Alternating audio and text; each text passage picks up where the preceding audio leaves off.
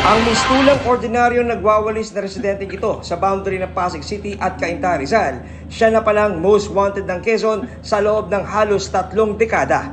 Nang makumpirma ang kanyang pagkakakilanlan, hinuli na ang dismissed na polis na si Joel Consuelo Villanueva. Ayon sa PNP, 1993 nang mabaril at mapatay ni Villanueva sa Lucena, Quezon ang isang officer ng AFP.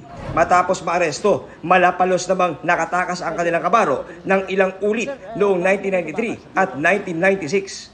Bakit po kayo tumakas sa Bucor? Ewan nyo. Ano na po yung dahilan? Hindi ko alam. He was a former member of the PNP with the rank of SPO1. Matagal na to, no? Way back in 1991, and he got convicted noong 1995. Although na-aresto natin, again, nakatakas again while undergoing medical examination at orthopedic hospital.